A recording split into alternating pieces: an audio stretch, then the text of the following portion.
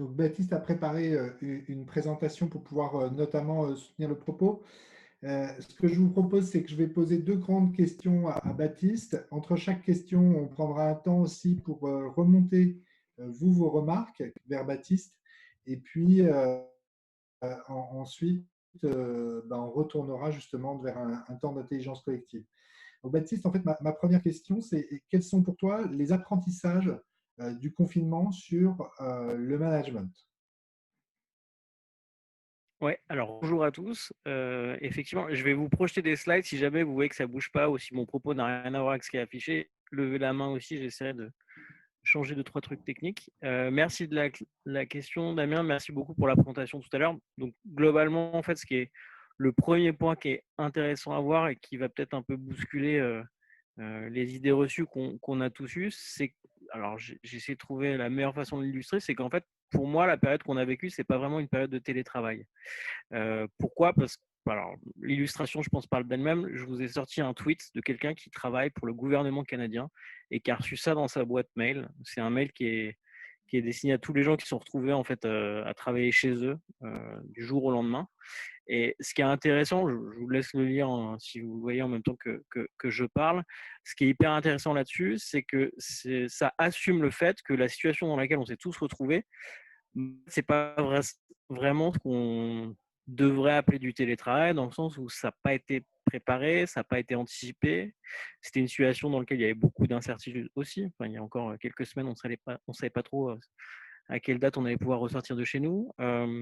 C'est assez éprouvant psychologiquement, ça a été dit tout à l'heure. On se retrouve à travailler dans un espace qu'on n'a pas préparé, avec par exemple des enfants qui sont à la maison, avec qui on doit faire l'école en plus de travailler.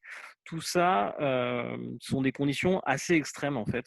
Alors on va voir que c'est créateur de plein d'opportunités, mais en fait l'observation que nous on a eue derrière en parlant avec nos clients, effectivement tu disais, nous ça fait plus de 2 ans qu'on accompagne en gros une centaine d'organisations. Il y a plus de 1000 équipes qu'on a accompagnées depuis le début avec nos box ou avec notre software. Et globalement, on s'est retrouvé avec les 3 cas de figure qui ont été évoqués plus ou moins tout à l'heure.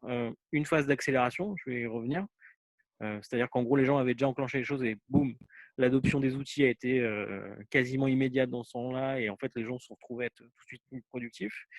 Une phase de découverte, c'est-à-dire que en fait, on n'avait pas l'habitude de se parler en 2D comme ça, de se donner des rendez-vous, de se connecter. Donc, il y a eu une phase d'acclimatation. Et la troisième partie, c'est plus une phase de crash test. En fait, on n'avait pas d'autre choix que de continuer à travailler de cette manière-là. Autre chose aussi qui ne ressort pas dans ce tweet, mais c'est le côté activité partielle, parce qu'en fait, on a dû aussi organiser nos équipes pour prendre ça en compte, ce qui a créé de l'incertitude supplémentaire. Donc, juste le message, c'est de dire, de notre point de vue, c'était une forme de travail très, très exceptionnelle qui a permis tout le monde, de mettre tout le monde, en gros, de sauter dans le grand bain directement, mais qui demande de prendre un tout petit peu de recul pour voir ce qui se passe. De manière plus globale, nous, ce qu'on observe, et je pense que ça a été dit déjà tout à l'heure, c'est qu'on est sur un scénario de un mouvement qui touche toutes les industries, alors des métiers plus ou moins fortement, mais globalement toutes les industries. Là, je vous ai remonté deux infos que j'ai trouvées intéressantes. Un, c'est un sondage fait par Gartner qui montre que c'est un sondage auprès de directeurs financiers, donc il y a aussi une logique économique derrière, qui estime qu'en fait, il pourrait à enfin à quasiment 3 quarts, shifter les employés en remote de manière permanente. Et plus proche de nous, donc ça c'est un sondage qui a eu lieu aux États-Unis, et plus proche de nous, c'est PSA notamment qui a expliqué que le télétravail allait devenir la norme. Ce qui est intéressant de creuser maintenant, c'est derrière l'effet d'annonce, voir comment tout ça va se mettre en œuvre. Il y a un point important dans cette situation, et nous on aime bien retourner dans les livres à cette partie-là. Peter Drucker, qui est un de certains d'entre vous doivent connaître, qui est on va dire, le pape du management du siècle dernier, il a formalisé un certain nombre de choses. Il y a une phrase que nous on aime bien, qui est tirée en plus d'un bouquin qu'on aime beaucoup, qui s'appelle Reinventing Organization de Frédéric Laloux, qui nous explique que le plus grand danger quand il y a du trouble, c'est pas le trouble en lui-même, c'est le fait de continuer à agir comme avant. Donc en fait, ce qu'on est en train de faire là est plutôt intéressant de ce point de vue-là, c'est de se dire, en fait, on peut plus continuer à travailler comme avant. Faut qu'on se pose la question de comment on accélère les choses, en tout cas comment on modifie notre façon de travailler, sachant qu'on est encore devant pas mal d'incertitudes. Donc, on a goûté une forme de télétravail. On peut se poser la question de dire comment accompagner les managers au-delà de cette phase de découverte. Le premier point, alors je suis content d'avoir entendu d'autres choses que ce qu'on a eu dans le sous-groupe, c'est que dans le sous-groupe, on a beaucoup parlé, par exemple, des conf calls. On dit, ouais, c'est super. En gros, on a appris à travailler les conf calls, c'est beaucoup plus productif que ces choses intéressantes. Nous, on a une conviction assez forte chez Team Bakery, c'est qu'en fait, le télétravail, c'est pas passer sa journée en conf call comme on l'a passé en réunion. C'est un des effets, comment dire, on va dire nuisibles du télétravail qu'on l'a vécu de manière un peu forcée ces derniers temps. Je ne sais pas si vous avez vu passer ce genre d'article sur de la Zoom fatigue, sur le fait que en fait, passer sa journée derrière un écran à regarder des gens en 2D, au bout d'un moment, on est très très fatigué. Je pense qu'au bout des 2 heures, on va être content d'aller prendre l'air et respirer l'air extérieur aussi dans cette réunion-là. Globalement, il y a un vrai sujet de réinvention du travail et de la manière dont on veut travailler ensemble. Alors, j'ai perdu mon curseur. Ce qui est intéressant, et c'est une sorte de catégorisation que nous on a fait pour essayer d'expliquer aux gens qu'on accompagne qu'il y a différents styles de télétravailleurs. Donc je vous la soumets, essayez de voir dans quelle case vous êtes et puis dans quelle, même au sein de votre entreprise, les familles de métiers peuvent se trouver. Globalement, nous avons identifié 4 familles. La première, c'est une famille de télétravailleurs occasionnels. Donc, c'est souvent le télétravail qu'on avait déjà mis en place avant la crise qu'on est en train de vivre. C'est un jour par semaine. Le jour est partagé je suis en travail un jour par semaine. Le jour est travaillé dans l'équipe. L'équipe s'organise et globalement, on est quand même sur un mode de travail présentiel, mais on sait que ce jour-là, la personne n'est pas au bureau. Donc, plus simple à mettre en place. Le télétravailleur exceptionnel, donc c'est celui de la période qu'on a vécue. Donc effectivement, l'anticipation, ça peut être aussi lié à des situations personnelles, au fait de devoir rester chez soi de manière impromptue. Donc ça oblige aussi l'organisation et l'équipe en tant que telle à adopter une approche, enfin à s'adapter très vite à la nouvelle situation. On va revenir là-dessus un petit peu plus tard. La troisième famille est ce qu'on appelle, nous, le full remote, donc le télétravailleur permanent. C'est-à-dire que j'ai une partie de mon organisation qui est complètement distribuée, des gens qui peuvent être à distance chez eux, qui peuvent être à distance dans des coworking, à Paris, en province, sur d'autres fuseaux horaires. Globalement, on est sur le mode le plus extrême et on va voir qu'il y a des leçons peut-être à tirer des gens qui ont vécu ça et qui ont déjà mis ça en place et de voir comment nous, on peut s'inspirer de ce qu'ils ont fait. Et enfin, alors c'est un néologisme qu'on essaye de diffuser de plus en plus. Moi, j'ai posé la question sur LinkedIn pour savoir comment on appelait cette nouvelle forme de télétravail, qui est celle qu'on est en train de vivre là ces jours-ci, où il y a une partie de mon équipe qui est en télétravail, une autre partie qui revient au bureau, il y a des questions de distanciation, donc on ne peut pas faire venir tout le monde en même temps, forme de roulement. Donc on a appelé ça le flexi-travail, quelqu'un m'a proposé ça, très inspiré d'être flexitarien. Au-delà du néologisme, c'est intéressant de voir qu'effectivement, il y a peut-être un mode qui est à mi-chemin entre les deux, qui va se mettre en place progressivement, qui va poser un certain nombre de contraintes, parce que on est être soit tout à distance, soit tout au bureau, tout le monde est dans le même mode. Là, il faut peut-être aller s'inspirer plutôt des gens qui sont tout en remote et aller reconstruire le chemin pour quand même maintenir des rituels présentiels pour les gens qui sont ici. Le point qui est important, je pense que ça, vous l'avez remonté dans les synthèses, on l'a eu, c'est qu'en fait, la distance, ça devient un révélateur. Ça devient un révélateur de 3 choses. D'un besoin d'alignement, on va parler du sens, on va parler de la vision, on va parler des objectifs de l'équipe. Un besoin de contexte. Quand on est en télétravail, quand on est à distance, chacun est dans son contexte personnel de travail, de timing, de famille, de planning. Et il y a un vrai besoin de travailler sur le contexte de l'équipe et de redonner au maximum de contexte quand on se synchronise. Et quand on synchronise à distance, c'est particulièrement intéressant. Et le dernier point, c'est la question de rythme. Ça a été remonté un petit peu. Notamment pour montrer que les managers n'étaient peut-être pas préparés à ce qu'on a vécu. Globalement, il y a effectivement un vrai sujet de retrouver du cadre et le rythme donne du cadre. Autant quand on est au bureau, il y a les frontières du bureau, on sait qu'on y arrive le matin, qu'on y repart le soir. Le sujet du droit à la déconnexion est un gros sujet également. Et en termes de management, il y a un vrai sujet qui est de dire comment j'inscris cet alignement, ce contexte dans la durée. Comment je fais en sorte que je reste mobilisé, que les gens autour de moi restent mobilisés dans la durée. Voilà un petit peu ce que je voulais partager avec vous sur la partie apprentissage. Donc c'est très macro. L'idée, c'est bien de se dire, on a vécu une période particulière. Il y a une vraie démarche de fond qui est d'accélération sur cette partie travail à distance. Ça a des conséquences sur le management et elles interviennent au niveau de ces trois grands sujets qui sont assez vastes, hein, qu'on va essayer de détailler tout à l'heure, mais l'alignement, le contexte et le rythme. Un petit peu pour répondre à ta première. On a des premiers retours, Baptiste, notamment de Nandini et Emmanuel, qui disent comment porter un regard peut-être plus complet en y intégrant les métiers qui ne peuvent pas se faire à Hmm. distance. Alors, c'est un sujet, effectivement, j'aurais dû préciser ça au départ. Nous, on l'a axé effectivement sur des métiers, on va dire, comment dire, Tertiaire. tertiaires, en tout cas des métiers des métiers qui ne nécessitent pas d'être là sur le sujet. Ça va être un vrai sujet du retour.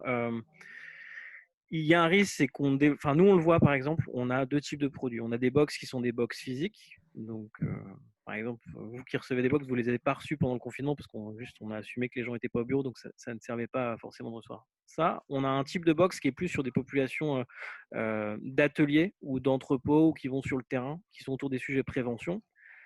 En fait, on sait que ces gens-là, ils restent ensemble au bureau et ces gens-là, il a fallu qu'on les accompagne aussi. Donc, on ne va pas les traiter exactement de la même manière. Ce qui est clair, c'est que ça va créer une frontière qui malheureusement risque de s'agrandir entre les gens qui ont la capacité de télétravailler et les gens qui n'ont pas la capacité de télétravailler, qui est dû effectivement à la nature de leur métier. Reste à trouver en fait les bons outils pour les bons métiers ou pour les bonnes configurations. Mais ce qui est sûr, c'est qu'il y a un sujet d'expérience collaborateur à réinventer aussi par exemple, si manager de quelqu'un qui est sur le terrain est en télétravail une grosse partie de son temps, ça pose des questions effectivement d'encadrement et et de feedback aussi. Et d'outils aussi pour ces équipes-là. Est-ce que c'est, enfin, je vois, on a été confronté sur quelques sociétés industrielles où des managers étaient en télétravail alors que leurs équipes non. Ouais, mais ça, on le voit là en ce moment. Alors, je ne vais pas donner de nom, mais les gens qui transportent d'autres personnes. Il y a une partie des équipes qui sont sur le terrain pour accueillir les clients, pour s'assurer que tout va bien, et l'autre partie qui est effectivement la partie management, qui pour des raisons sanitaires en fait est encore pour quelques jours et quelques semaines en rotation et viennent au bureau peut-être un jour par semaine. Donc il y a des rituels à réinventer aussi à ce moment-là. Peut-être que cette journée-là soit consacrée à des sujets de management et le reste de la semaine plutôt à des sujets pas de fond, mais globalement des sujets plus de projet, des choses comme ça. Enfin, inventer une cinquième case dans la typologie alors. Ça reste du flexi-travail. C'est la case où on met tout le flexi-travail, hein, donc c'est pratique pour moi. Le reste du Euh, monde. ouais, c'est ça, c'est un peu la case reste du monde. Et globalement, ce qu'on veut dire aussi, c'est que derrière le terme télétravail, nous, ce qu'on a voulu commencer à dire, c'est qu'il y a différents types de modalités, qui est une première catégorisation. En réalité, quand on parle à un de nos clients, on est capable de refaire une catégorisation dans son organisation à lui aussi, simplement parce que, comme tu le disais, il y a des métiers qui sont plus ou moins propices à télétravailler. Ok. Si on passe du coup à la deuxième question, ça serait comment transformer du coup positivement les pratiques managériales au vu du contexte. Ouais. Alors, c'est une très bonne question. Globalement, pour y répondre et pour donner des éléments de contexte, on va déjà faire un disclaimer. On ne connaît pas l'avenir, hein, donc on va vous donner de l'inspiration. Ce qu'il a été intéressant de faire pour nous, c'est de vous proposer un voyage un peu au pays des full remote, donc des gens qui sont vraiment dans une organisation super distribuée sur plusieurs fuseaux horaires, pardon, qui sont aussi et c'était remonté tout à l'heure dans mon groupe, c'était intéressant, c'est qu'en fait, le fait de travailler à distance, ça crée une nouvelle proximité. C'est-à-dire que je peux me retrouver dans un meeting où il y a d'un seul coup, parce que ça lui a midi, des gens en Asie, des gens aux États-Unis.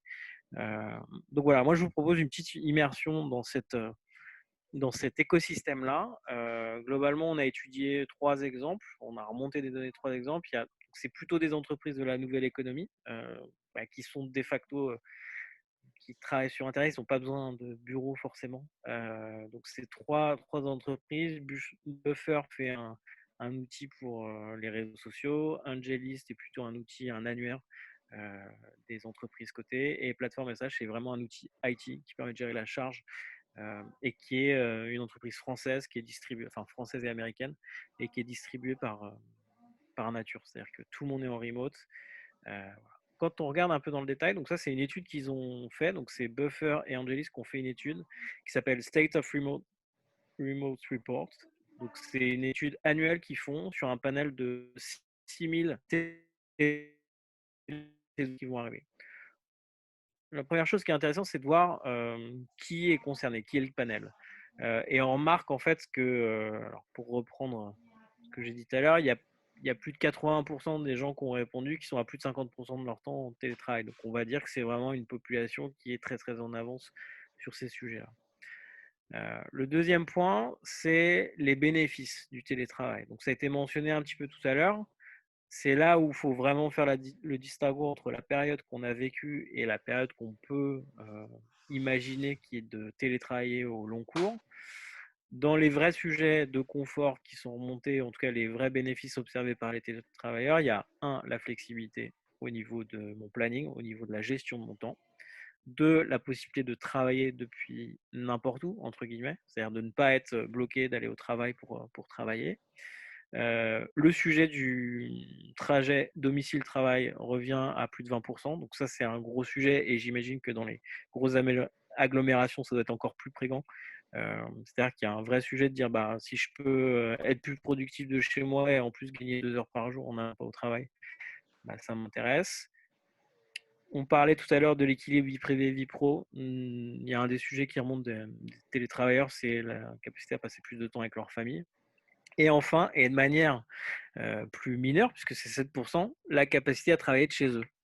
Et ça ouvre un sujet qui est intéressant alors je ne sais pas si c'est des tiers-lieux, de coworking ou de bureaux même plus distribués, qui est de se dire, en fait, ok, je suis plutôt pour télétravailler, c'est vachement plus flexible. Par contre, pas forcément de chez moi. Il y a ce côté, je veux quand même avoir une délimitation entre mon espace de travail et mon espace familial. Donc, il y a quelque chose à imaginer, je pense, vous soumettez l'idée autour de ce sujet. En tout cas, c'est pas dans le top 3 des raisons de télétravail dans ce rapport-là.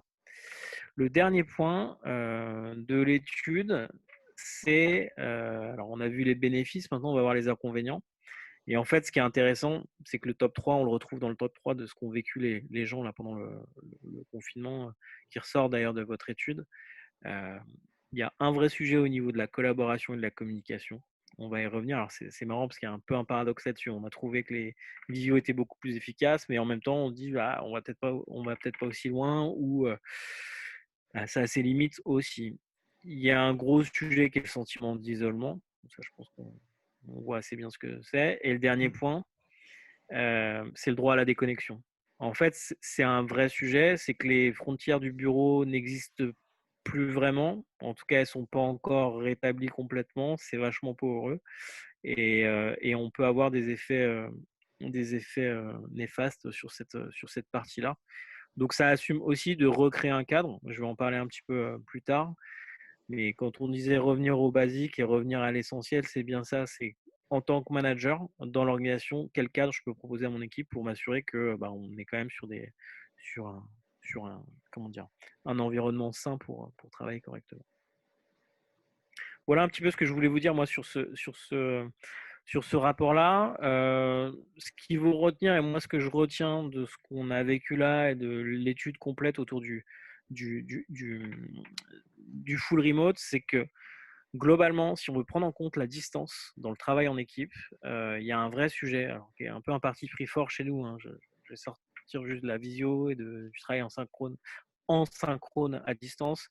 C'est développer, une culture de l'asynchrone, donc donner la capacité aux gens qui sont autour de moi de travailler, de faire appel à moi et de ne pas être dans la surcommunication et d'être plutôt dans le travail au long cours et d'avoir des rendez-vous pour qu'on puisse se parler des obstacles que j'ai sur le chemin, des problèmes que je rencontre, mais d'être sur un mode très très apaisé. Et le deuxième point qui va avec, en fait, c'est le travail sur l'autonomie de l'équipe. En réalité, pour mettre en place du télétravail de manière on va dire, sereine, complète et sur la durée. Il nous semble que c'est sur ces deux sujets-là qu'il faut travailler. Qu'est-ce que ça veut dire maintenant au niveau des managers? En revenant sur les fondamentaux du management et en les appliquant au management à distance, nous, on est retombé sur 5 fondamentaux qui synthétisent assez bien ce qu'on est en train de mettre en place avec les équipes et ce qui est demandé par les équipes qui ne l'ont pas encore mis en place. C'est 1, donner du cadre. 2, travailler, cultiver, renforcer l'authenticité, l'avenir là-dessus. Le troisième point, c'est créer un langage commun, notamment sur la notion de priorité. On a vu, on le voit encore régulièrement, c'est lié au contexte, c'est je dérange mon collègue parce que j'ai envie de lui parler d'un sujet. En fait, je me rends compte que ce n'est pas un sujet important. Donc, ce langage commun est extrêmement important. Le quatrième point, c'est la synchronisation. Comment je fais en sorte de pouvoir synchroniser une équipe de manière efficace, rapide, pour aussi gagner du temps sur les échanges informels et faire en sorte de qu'on va avoir une osmose, une cohésion dans l'équipe. Enfin, je dirais que c'est le point le plus important dans la période qu'on est en train de vivre, c'est développer la capacité d'adaptation de l'organisation, parce qu'on voit bien aussi, quand je parlais des 4 catégories de télétravailleurs, elles ne sont pas exclusives, elles ne sont pas gravées dans le marbre, c'est-à-dire que les choses vont changer aussi dans le cours du temps. Aujourd'hui, on est sur un retour progressif et on va être plutôt sur la partie flexi-travail. Il n'est pas impossible que demain, il y ait une partie de l'équipe qui revienne complètement au bureau parce que c'est de cette manière-là qu'ils arrivent à mieux travailler ensemble, et une autre partie ou d'autres équipes ou d'autres BU qui soient plutôt sur un nouveau mode de travail. Il y a eu un très bon exemple tout à l'heure dans ma salle qui était sur la population commerciale, en fait, qui ont développé d'autres compétences, d'autres armes entre guillemets pour contacter leurs clients, et en fait ils se sont mis à travailler tous en full remote et ça a plutôt bien fonctionné. Il y a une proximité qui s'est créée avec leurs clients aussi. Voilà, je vais aller super vite parce que je sens que je commence à être débordé par le temps. Fabien, il me reste combien de temps? Là, on a le temps de prendre les quelques questions avec Damien. Ok, j'avais 2-3 choses. Je voulais rentrer juste dans le détail de ces 5 points de manière hyper rapide. Vous me coupez si je déborde. T'inquiète pas, je te coupe. Merci. Le premier point, c'est sur le cadre. Le cadre, il y a 2 sujets, je les ai évoqués rapidement. Il y a la direction, donc la vision, la stratégie, l'objectif, les priorités de l'équipe, et le temps. Le temps va être plutôt sur des sujets de rituel.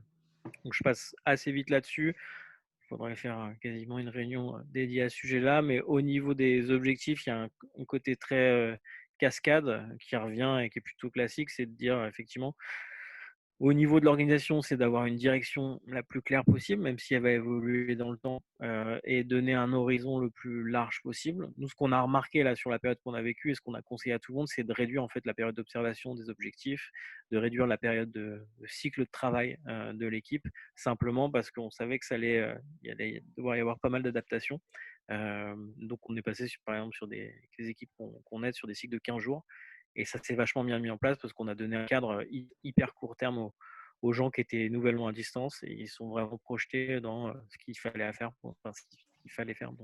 pendant 2 semaines. Ce qui permet à l'étape d'après, au niveau individuel, de créer des priorités pour chaque individu.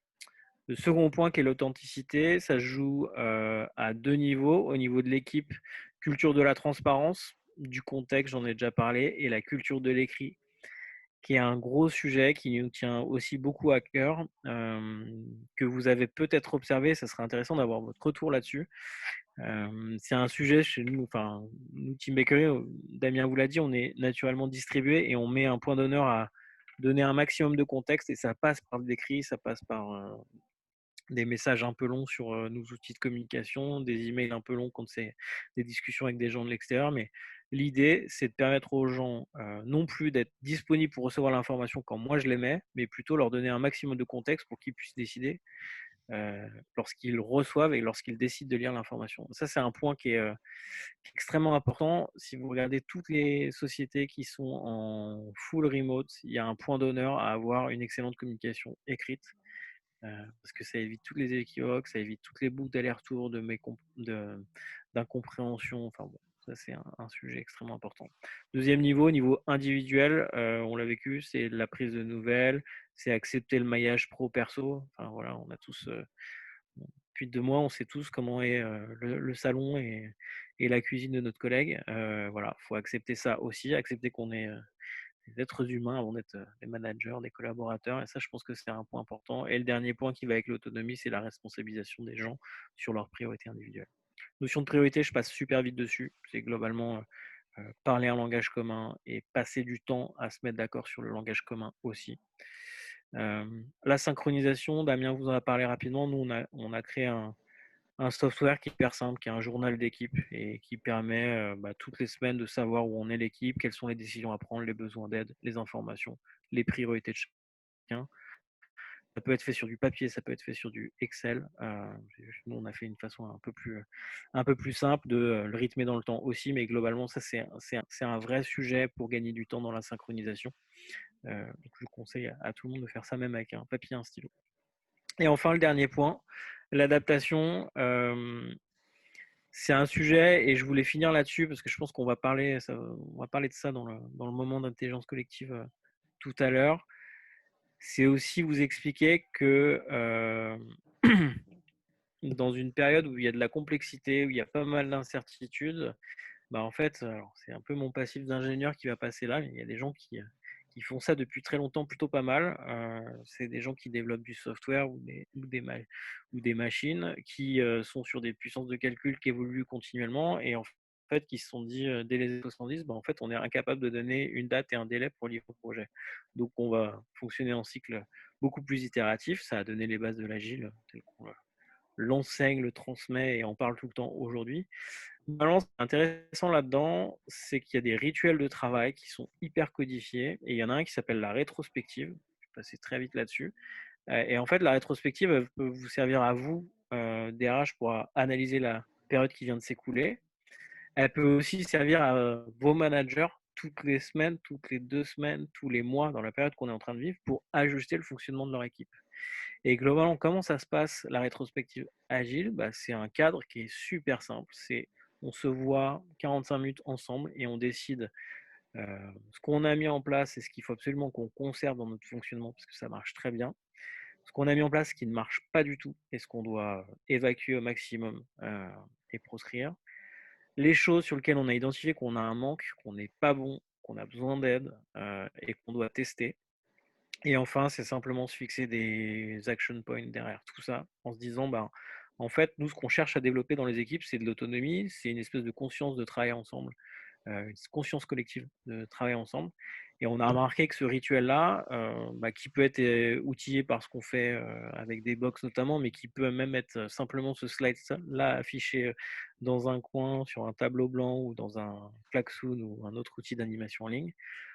Ça permet, aux gens autour de moi de s'impliquer, d'impliquer les gens autour de moi, et deux, de réaliser que en fait, ce manager n'est plus omniscient, omnipotent, il ne sait pas exactement dans quelle direction on a, c'est assumé, et on va venir travailler ensemble sur l'ajustement des repères de l'équipe chaque semaine. Je suis parti un peu loin du thème, mais globalement, vous dire qu'effectivement, c'est sur ces 5 principes, donc le cadre, l'authenticité, la notion de priorité, la synchronisation et l'adaptabilité de l'équipe, il me semble intéressant de faire travailler les managers dans les jours, les semaines et les mois qui arrivent pour mettre en place la bonne modalité de travail dans l'équipe.